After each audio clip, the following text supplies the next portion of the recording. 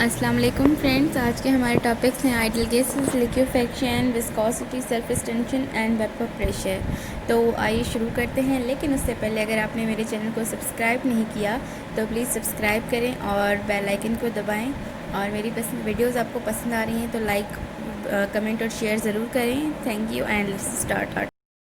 तो अस्सलाम वालेकुम फ्रेंड्स, मैं हूं सिद्रा और आप देख रहे हैं साइंस विद सिद्रा। आज का हमारा टॉपिक है from the second chapter of first year chemistry onwards gas laws. ठीक है, तो उससे पहले करके लेक्चर में एक सवाल था जो कि कमेंट्स में मुझे मिला कि why carbon 12 is taken as standard. अब कार्बन को स्टैंडर्ड क्यों लिया जाता है? Carbon 12, why carbon 12 is taken as standard. तो कार्बन 12 को स्टैंडर्ड इसलिए लिया जाता है क्योंकि जब केमिस्ट्री की इतनी ज़्यादा जो है इन्वेंशंस नहीं थी, इतनी ज़्यादा हमारे पास डिस्कवरीज नहीं थी, इतने ज़्यादा एलिमेंट्स नहीं थे, क्योंकि हमारे पास बेसिकली 10-11 एलिमेंट्स थे। उसके बाद एलिमेंट्स की दरियाफ्त होती गई और एलिमेंट्स बढ़ते गए। तो जब एलिमेंट्स कम थे तब उनमें सबसे पॉपुलर ये था, क्योंकि ये ऑर्गेनिक केमिस्ट्री में बहुत ही अच्छा रोल प्ले करता है। और जैसे कि हम जानते हैं कि कार्बन उस वक्त बेसिक था, रॉक्स में पाया जाता था, केमिकल एलिमेंट्स में पाया जाता था, हर दूसरे तीसरे केमिकल में कार्बन ज़रूर था। तो इसलिए कार्बन को एज ए स्टैंडर्ड लिया गया क्योंकि वो बहुत बेसिक था।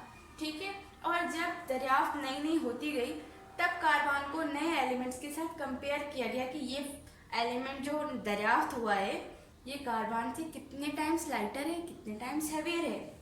तो ये जो था उस वक्त साइंटिस्ट को बहुत ही इजी लगा, इसलिए उन्होंने इस चीज़ को रखा। जैसे कि अब हाइड्रोजन का मास है 1, कार्बन का 12, तो ये हम कहते हैं carbon is 12 times lighter than the carbon. जैसे अब हीलियम को ले लो, हीलियम का है 4, ठीक है, तो अब ये हो गया 3 टाइम्स, 1 3 3 4 12, तो ये हो गया 3 टाइम्स। तो हम जो है इनको इसीलिए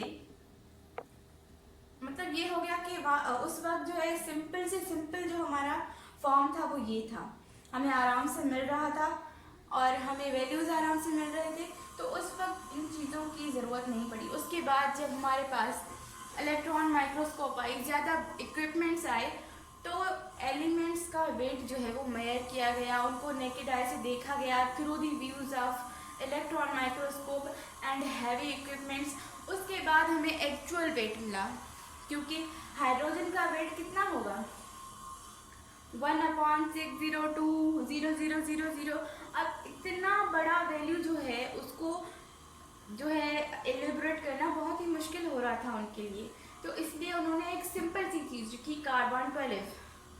कार्बन 12 नेचुरल था, अबंडेंट था, काफ़ी केमिकल्स में मौजूद था, तो ये सबसे सिंपल चीज़ थी, उनको रखना पड़ा। और उन्होंने सिंपल चीज़ को हम जब भी कोई हमें काम मिलता है तो हम चाहते हैं कि हम इजी से इजी वे में करें ताकि हमें मज़ा आए।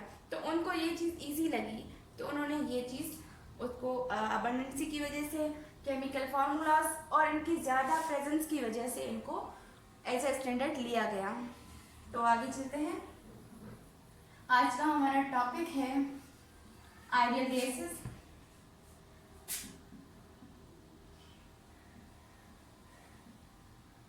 अब आइडियल गैस क्या है, व्हाट इज आइडियल गैस? अब इसके ऊपर आते हैं 3 पॉइंट्स। ठीक है, पहला है नो इंटरमॉलिक्यूलर फोर्सेस,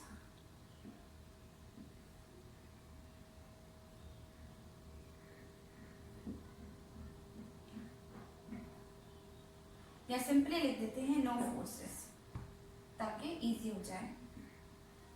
और उसके अलावा काइनेटिक एनर्जी, काइनेटिक थ्योरी को फॉलो करें। और तीसरा जो है वो है गैस लॉस। ठीक है, अब आइडियल गैस बेसिकली उसको माना जाता है जिसके पास कोई फोर्स ना हो अट्रैक्शन के, no attractive forces, no repulsive forces, nothing. ठीक है, और उसके अलावा काइनेटिक थ्योरी को डिटो फॉलो करे, मतलब काइनेटिक एनर्जी की हर पॉइंट को वो फॉलो करे, गैस लॉज को वो फॉलो करे, और हालांकि ऐसी कोई रियल गैस नहीं है जिसके पास अट्रैक्टिव या रिपल्सिव फोर्सेस ना हो। तो इसीलिए हम कहते हैं कि रियल लाइफ में, in the real practical world of chemistry, there is no any ideal gas, no any ideal gas. ठीक है, लेकिन इससे मिलते जुलते जो हैं वो रिएक्शंस हैं, जैसे कि हाइड्रोजन और ऑक्सीजन हैं, वो standard temperature on the given temperature जो है वो टेम्परेचर और प्रेशर पे ये जो है वो अट्रैक्ट या रिपेल नहीं होती। अब हाइड्रोजन और ऑक्सीजन का सीन ये है कि वो जिस टेम्परेचर पे रखी जाती हैं नॉर्मली रूम टेम्परेचर पे, उस पे इनके पास ना अट्रैक्टिव फोर्सेस होते हैं, तो वैसे तो होते हैं, लेकिन अकॉर्डिंग टू सम टेम्परेचर अगर हम टेम्परेचर अप्लाई करें तब वो रिएक्ट करती हैं, विदाउट टेम्परेचर इतना नहीं करती। तो इसलिए ये नियर टू आइडियल बिहेवियर है, लेकिन आइडियल बिहेवियर शो नहीं करती। नियरेस्ट बहुत करीब है लेकिन आइडियल पूरा नहीं है। अब जैसे कि अब हम कहते हैं नोबल गैसेस,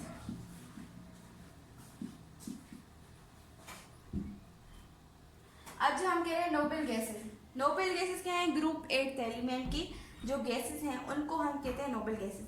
अब ये है इनका आउटर शेल जो है वो पूरा फिल्ड है, तो ये जो है वो काफ़ी कम जो है अनरिएक्टेड है। लेकिन जीनान को अभी रिसेंट रिसर्च में देखा गया है कि जो जीनान है वो उसके कंपाउंड्स मिल रहे हैं।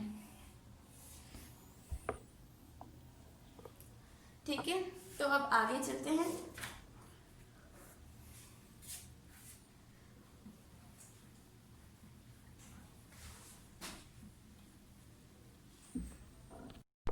तो अब हमारा नेक्स्ट टॉपिक जो है वो है लिक्विफेक्शन, यानी कि change of state from gases to liquid.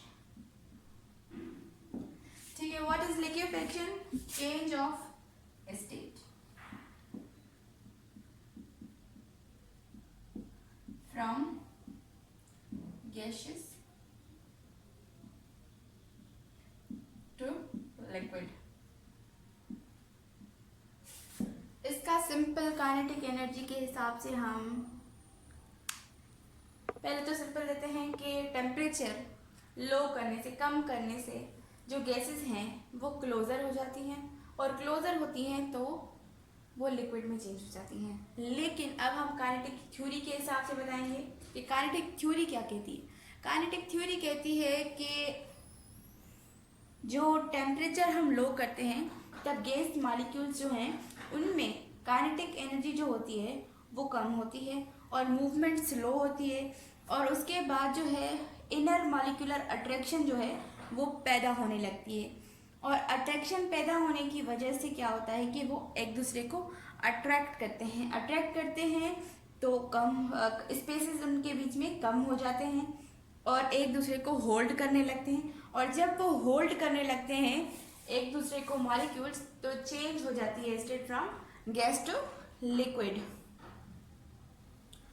और अब हम लिक्विड स्टेट में ये behaviour of liquids, diffusibility, compressibility, expansion and contraction जो है वो गैस में पढ़ चुके हैं, तो इसलिए हम डायरेक्टली विस्कोसिटी पे आते हैं। What is viscosity?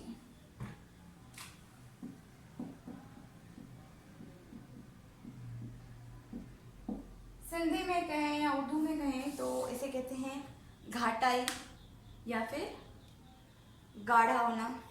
ठीक है, कुछ जो लिक्विड्स हैं वो नेचर में गाढ़े होते हैं, कुछ जो होते हैं पतले होते हैं। इसका मतलब है रेजिस्टेंस टू फ्लो, फ्लो में रुकावट। अब जो है ये प्रॉपर्टी बेसिकली अट्रैक्शन पे बेस करती है। ठीक है, जिन एटम्स में, जिन मॉलिक्यूल्स में, जिन लिक्विड के मतलब एटम्स हैं अगर सेम है, सेम लिक्विड है, तो एटम्स, अगर मॉलिक्यूल है या कंपाउंड है तो मॉलिक्यूल से कंपाउंड, लेकिन हम बेसिकली एटम्स बोल देते हैं। तो जब हम किसी भी लिक्विड के अंदर एटम्स को देखेंगे तो अगर उनके बीच में अट्रैक्टिव फोर्सेस ज़्यादा होंगे, लाइक हनी, मोबिल ऑयल, इनके अंदर जो है अट्रैक्शन जो होती है वो बहुत ज़्यादा होती है, जिसकी वजह से होते हैं ये विस्कस, ये गाढ़े होते हैं, विस्कस लिक्विड्स। ठीक है, तो इनका गाढ़ा होने का मकसद ये है कि इनके मॉलिक्यूल्स के अंदर, इनके एटम्स के अंदर जो है अट्रैक्शन बहुत ही ज़्यादा है। स्ट्रॉन्ग अट्रैक्टिव फोर्सेस की वजह से जो मॉलिक्यूल्स हैं वो इतने टाइटली होल्डेड हैं कि वो जो लिक्विड है वो बहुत ही ज़्यादा गाढ़ा है। जब हम हनी को किसी भी चीज़ में उतारते हैं तो वो एक धार की शक्ल में यूं यूं करके उतरता है, सीधा नहीं उतरता जैसे पानी उतरता है। जब हम पानी को उतारते हैं किसी भी बर्तन से, वो कितने आराम से, कितने फ्लो के साथ जो है वो हमें मिल जाता है, दूसरे कंटेनर में ट्रांसफ़र हो जाता है। लेकिन हनी को जब हम उठाते हैं तो वो काफ़ी टाइम लगाती है, स्लोली जो है वो फ्लो करती है। और इसके कंपैरिजन में कुछ जो लिक्विड्स हैं वो ऐसे हैं जो लेस विस्कस होते हैं। लेस विस्कस इसलिए होते हैं क्योंकि उनमें जो है अट्रैक्टिव फोर्सेस हैं वो बहुत ही कम होते हैं, जैसे कि गैसोलीन है, ईथर है, और जैसे अब ईथर के भी काफ़ी कंपाउंड्स हैं, एक है इथाइल अल्कोहल और दूसरा है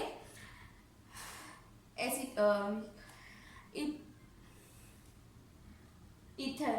तो इन जब दोनों को कंपेयर करते हैं, ईथर और इथेनॉल को, अगर हम इन दोनों को कंपेयर करें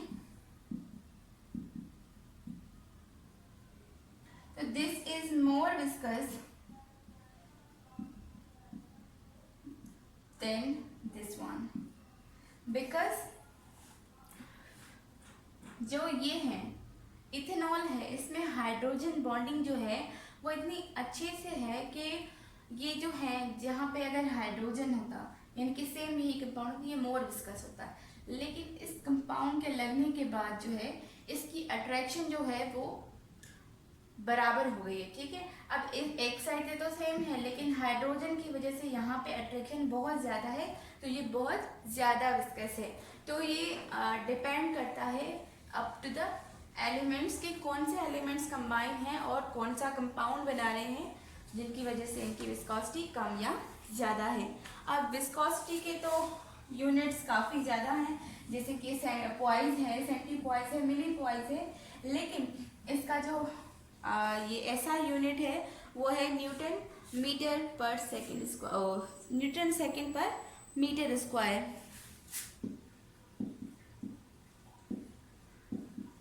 ठीक है, ये इसका ऐसा यूनिट है, और इसके अलावा सेंटी, पॉइज, मिली पॉइज भी इसके यूनिट्स हैं।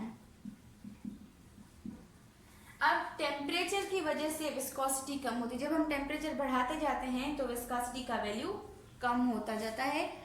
अगर आपको मैं बुक से दिखा दूं, this is the table of the viscosity.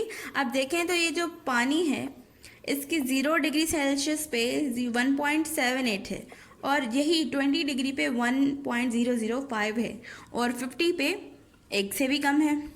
तो ये जो है ना सारा जो सिस्टम है, एक तो अट्रैक्टिव फोर्सेस और दूसरा टेम्परेचर की वजह से हो रहा है। अब दूसरा है सरफेस टेंशन, वो भी बिल्कुल विस्कोसिटी की तरह ही है due to attractive forces.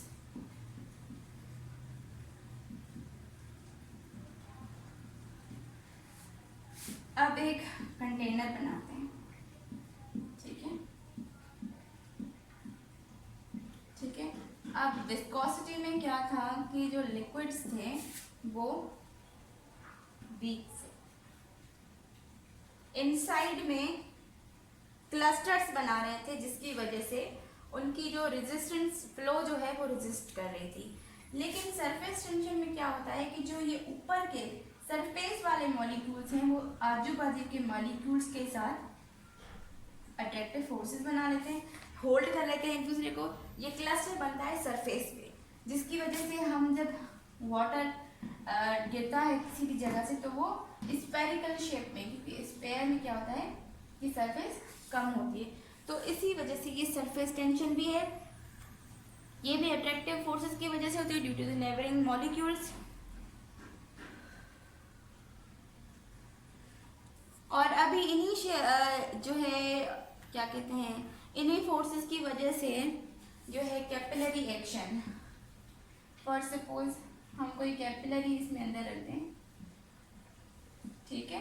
Capillary वो होती है जिनकी दोनों साइड्स ओपन होती हैं। अगर आपने लैब में वर्क किया होगा तो आपको पता होगा कि बिल्कुल पतली सी होती है, छोटी सी, और उसको जो है जब भी आप उस पर काम कर रहे होते हो तो ये अक्सर डिटेक्शन ऑफ एलिमेंट्स में यूज़ होती है।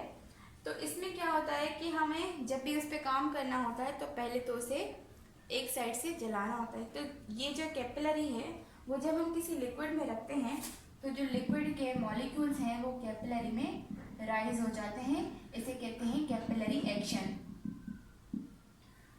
Vapour pressure is the pressure which is created by liquid molecules at the surface of any container, ठीक है। जो वेपर है इनके बीच में होता है इंटरमॉलिक्यूलर स्पेस, जैसे कि मैंने आपको पहले ही बताया, ठीक है। ये एक दूसरे के साथ क्लस्टर्स बना लेते हैं।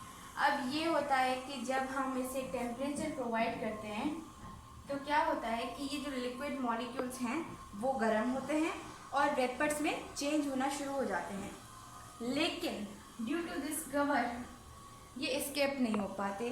फिर क्या होता है कि ये यहाँ से आज़ाद तो हो जाते हैं इस अट्रैक्शन से, लेकिन ये टकरा के ऊपर जाते हैं, फिर वापस इसी लिक्विड के कंटेनर में आ जाते हैं।